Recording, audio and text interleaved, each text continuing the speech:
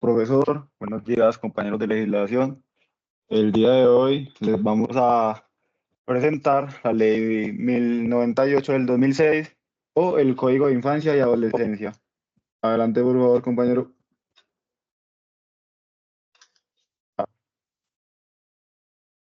Entonces, ¿por qué la Ley 1098 de 2006 de Infancia y Adolescencia?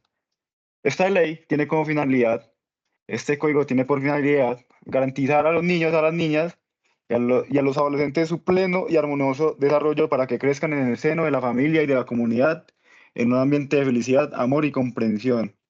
Prevalecerá el reconocimiento a la igualdad, la dignidad humana y la discriminación sin discriminación alguna.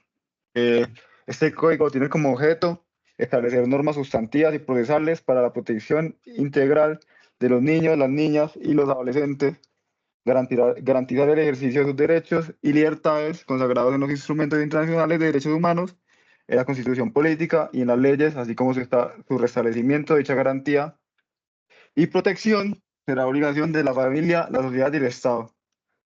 Eh, bueno, en un principio esta es la finalidad y el objeto, ya más adelante en la exposición les daremos más detalle. Continúa, compañero. Muy bien, para cumplirse esta ley hay ciertas personas que deben cumplir obligaciones. Entre estas está la familia, la sociedad y el Estado. Estas obligaciones principales son promover la igualdad, el afecto y la solidaridad, más el respeto, tanto en los niños como en la familia. También deben participar en espacios democráticos, diseño de políticas y proyectos infantiles que promuevan el correcto desarrollo de estos infantes. No se debe permitir violencias o amenazas entre los mismos niños, adolescentes y entre sus familias. Y principalmente deben proporcionarse registro civil, buena nutrición, un desarrollo físico, mental y emocional, incluirlos en sistemas de salud, educación escolar y sexual, ya que al proporcionar estas cosas, eh, a los niños se le conlleva un buen desarrollo e integración en la sociedad. Ahora, para cumplir esta ley, hay autoridades que cuidan que se cumpla correctamente. Entre las principales está la Defensoría de la Familia, que son abogados que cuentan con un equipo técnico interdisciplinario, como psicólogos, pedagogos, trabajadores sociales, nutricionistas, los cuales proporcionan que si el tiene alguna problemática, ellos puedan solucionarla adecuadamente. También tenemos la Comisaría de la Familia, que son entidades distritales, municipales o intermunicipales encargadas de garantizar los derechos de la familia. Esto quiere decir que no solo proporcionan los derechos a los niños, sino que proporcionan la facilidad de que las familias puedan proporcionar las cosas básicas ya mencionadas anteriormente. Y por último, tenemos la Policía Nacional, que garantiza la protección de los niños y adolescentes en el día a día. Bueno, ahora, derechos y libertades. Los niños, las niñas y adolescentes tienen unos derechos y libertades que se encargan de garantizar su calidad de vida y darles un ambiente sano para poder que se propicie su desarrollo como personas íntegras.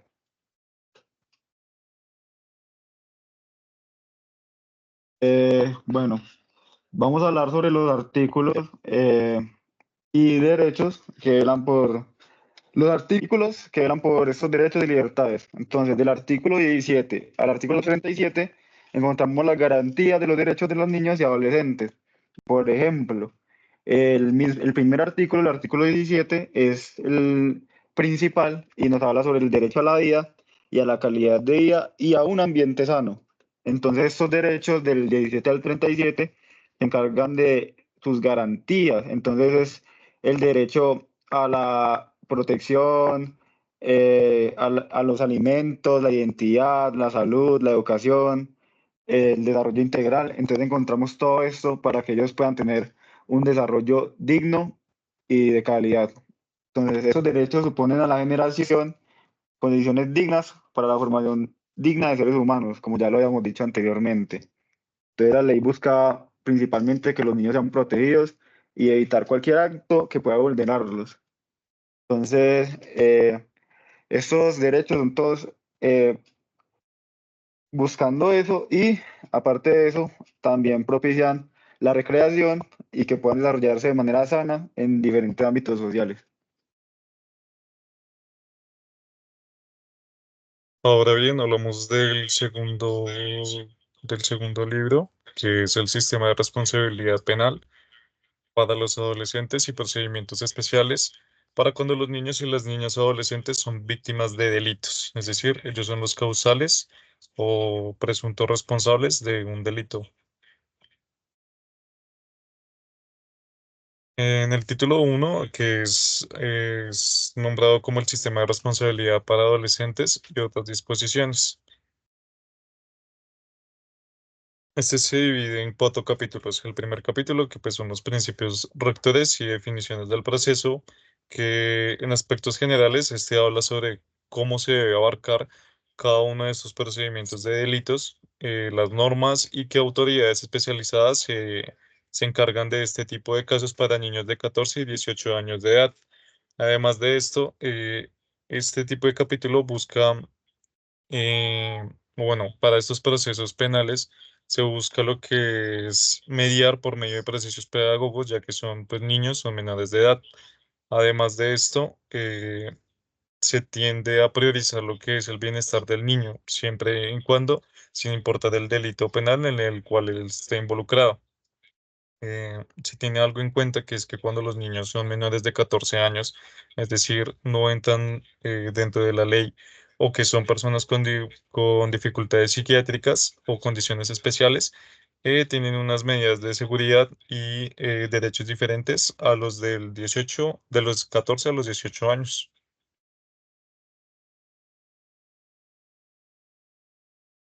El capítulo 2 nos habla sobre las autoridades y entidades del sistema de responsabilidad penal para adolescentes, que este nos habla sobre los especialistas, que se habla del derecho penal, infancia y de derechos humanos.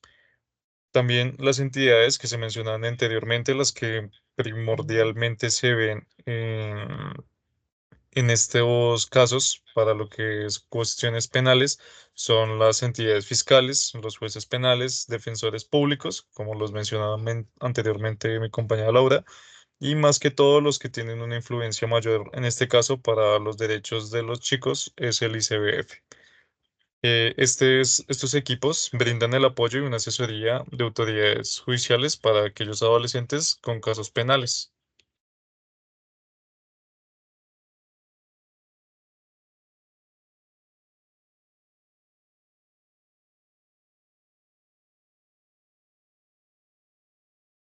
Ok, aquí en el capítulo 3,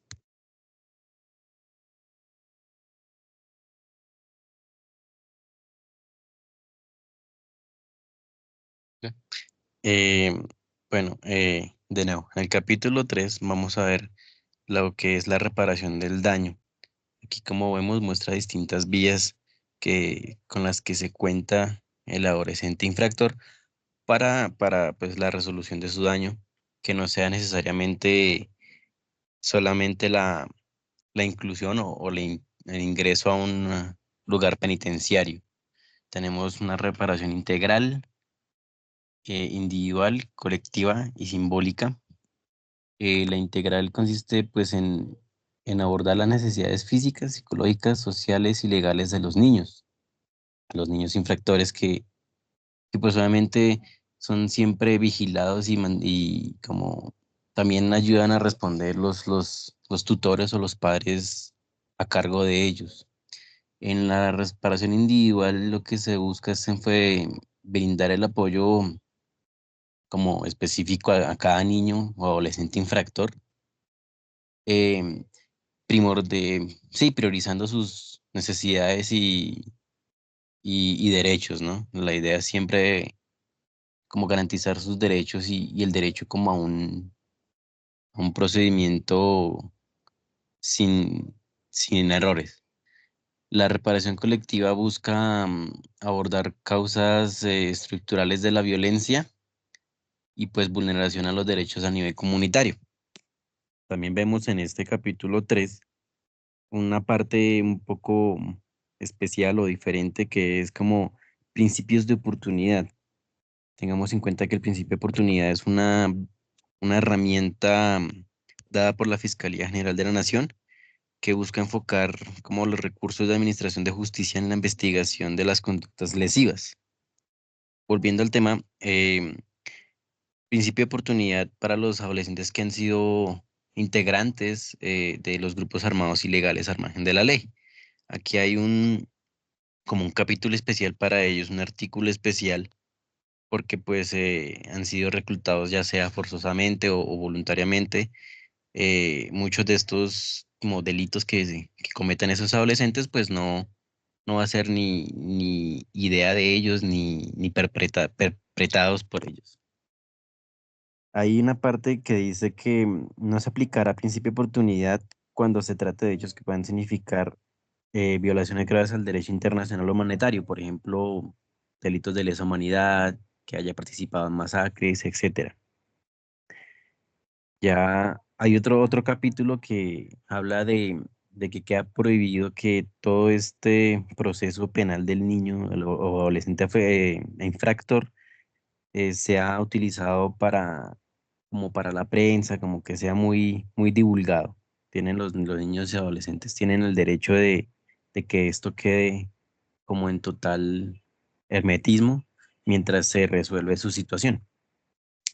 Ya pasando al siguiente capítulo, el capítulo 4 que habla de las sanciones que pueda tener este niño ya cuando o sea, el proceso de sanciones que tiene el niño.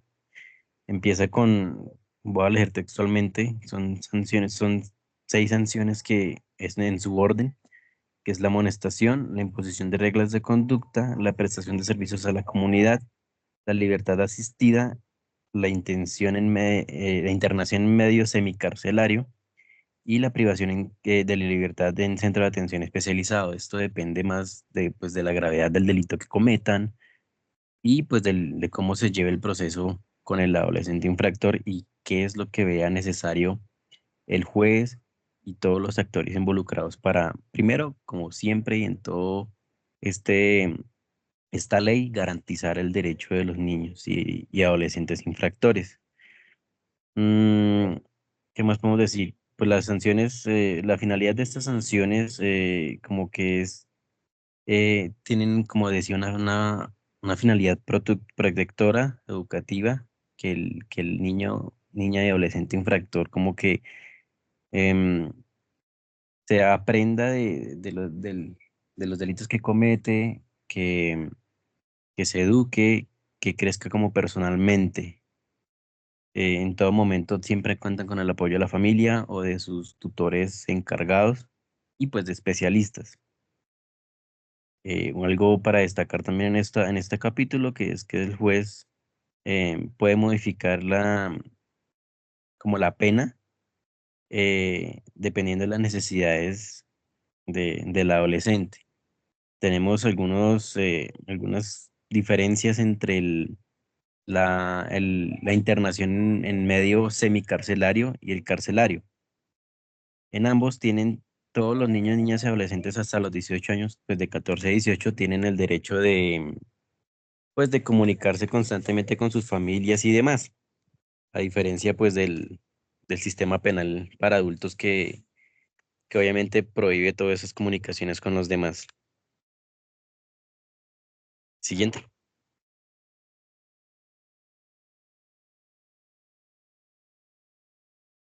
El título 2 habla ya de cuando los niños, niñas y adolescentes son las víctimas, ¿sí? Hemos hablado de cuando, en los primeros 4 capítulos vimos cuando el niño o el adolescente es el infractor, y aquí vemos los procedimientos cuando los niños son víctimas.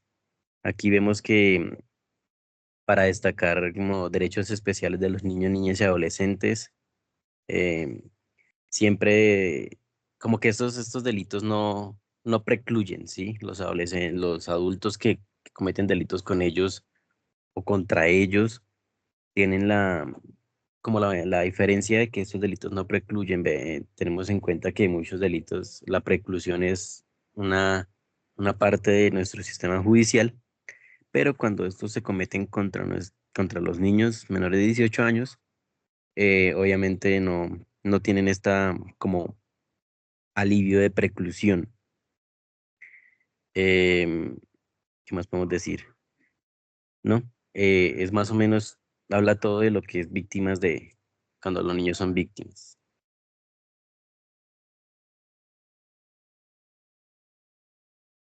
Está perfecto. Entonces, eh, siguiendo un poco el hilo conductor de la exposición, viendo esta diapositiva que dice obligación de la familia, gobierno y Estado. Entonces, digamos que cuando ya hablamos de los tipos de violaciones, de los derechos y demás, pero ¿quiénes son los responsables ante esto? Entonces, hay tres responsables directos. Uno, que es el Estado, que dice que crea políticas, programas y servicios para garantizar los derechos de los niños. La familia cuida, ama y protege a los niños, niñas y adolescentes que están a su cargo. Y la sociedad crea un ambiente seguro y de respeto para ellos. Ahora, digamos que profundizando un poco de qué tipo de derechos tienen ellos, pues se podría decir que son unos cruciales. Entonces, el primero sería vida, tiene derecho a nacer y vivir en condiciones dignas, tiene derecho a una familia, que es vivir en una familia que los ame y les brinde oportunidades, derecho a la educación, derecho a la salud, a la atención médica, atención oportuna y de calidad, protección en cuanto a con el Estado, la policía y demás, ser protegidos contra cualquier forma de violencia, maltrato o discriminación. Y participación en la comunidad, participación en la sociedad para expresar sus opiniones, poder ser escuchados y pues ser tenidos en cuenta. ¿Listo? Siguiente diapositiva, por favor.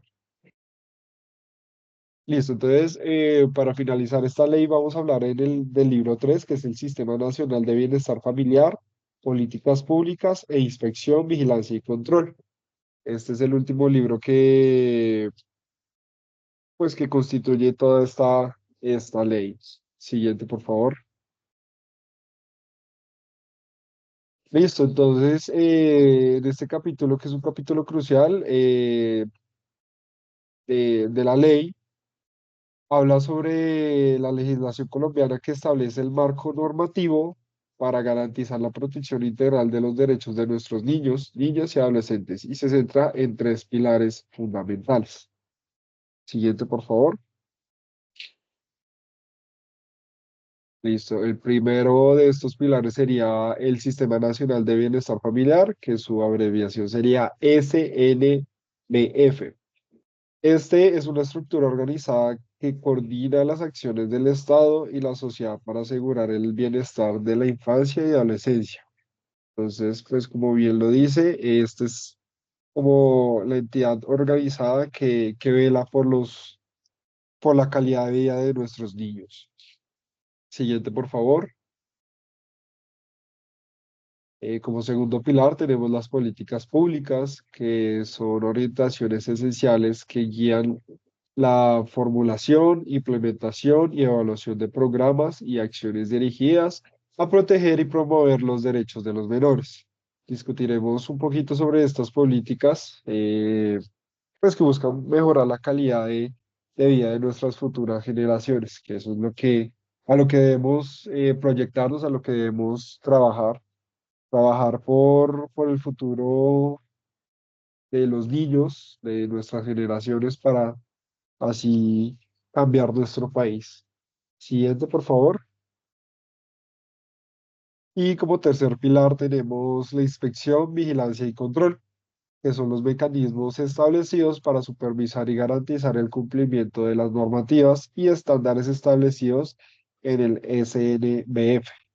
Entonces, siguiente diapositiva, por favor. Listo, entonces acá en el artículo 203 tenemos los principales o los principios rectores de las políticas públicas del Código de Infancia y Adolescencia. Entonces, si mal no estoy, son 12. Vamos a ver las primeras 6, las cuales son las siguientes. La primera sería el interés superior del niño, niña o adolescente. La segunda, la prevalencia de los derechos de los niños, niñas y adolescentes. La tercera sería la protección integral para todos ellos. La cuarta es la equidad. La quinta, la integralidad y articulación de las políticas. La sexta es la solidaridad. Siguiente, por favor. Listo. Las otras seis sería la participación social. eh, la octava sería la prioridad de las políticas públicas sobre la niñez y adolescencia. La complementariedad. La décima es la prioridad en la inversión social dirigida a la niñez y a la adolescencia, disculpen. Como dos últimos tenemos la financiación, gestión y eficiencia del gasto y la inversión pública. Y por último tenemos la perspectiva de género.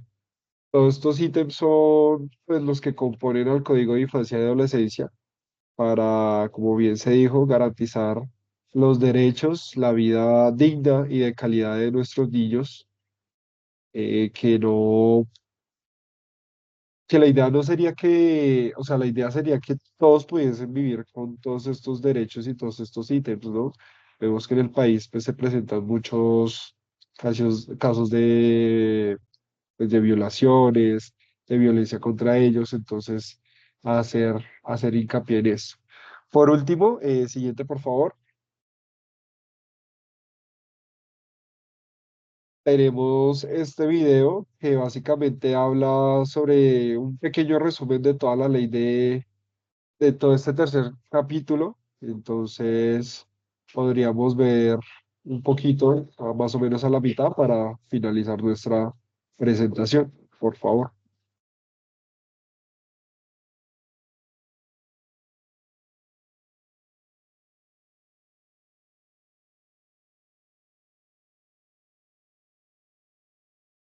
Lau, creo que nos está escuchando, por favor.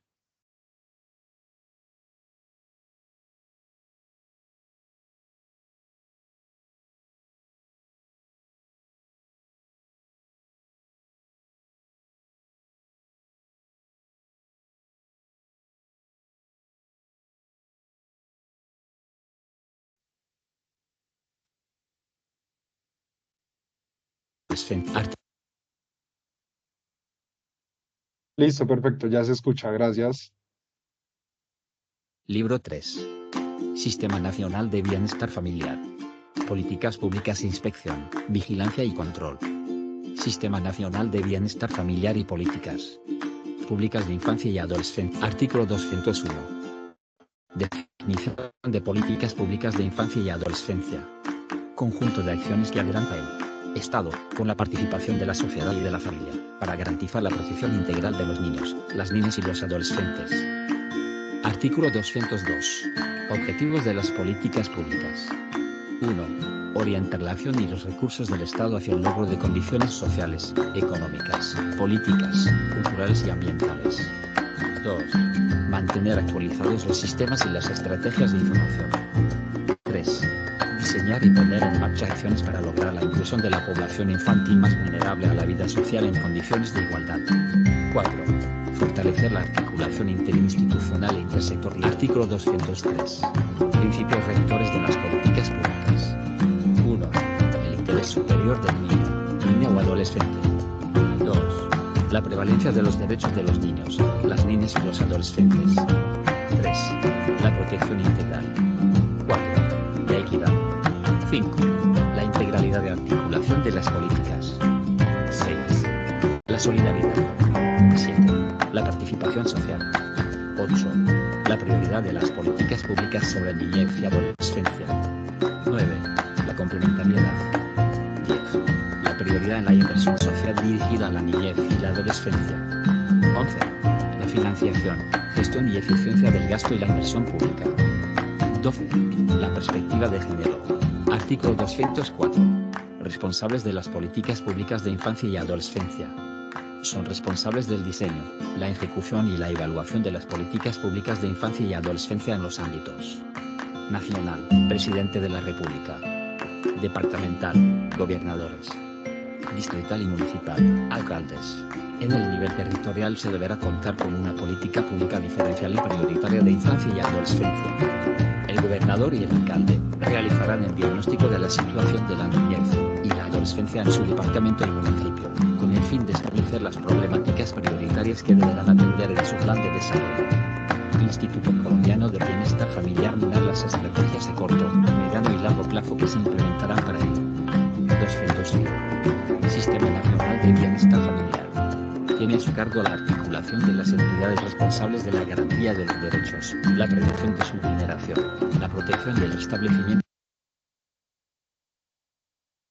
Bueno, vamos a dejar el video hasta ahí para que esta presentación no se haga tan larga. Al igual para el profe y futuros compañeros que puedan ver este material, el video está ahí. Resumen, pues, como tal, todo lo que hice este tercer libro. Y pues nada, dar el agradecimiento a todos ustedes. Recordar que este trabajo fue realizado por los estudiantes Santiago Gaona, Andrés Buitrago, Anderson Ortiz, Juan Márquez, Fernando Arévalo y Laura Guevara. Creo que es importante precisar que esta ley nos acoge a muchos de nosotros que queramos enfocarnos en el deporte escolar para saber pues toda la parte legislativa que conlleva trabajar con niños. Entonces, si alguno de mis compañeros quiere aportar algo más, bienvenido sea, y si no, muchísimas gracias y gracias por su atención.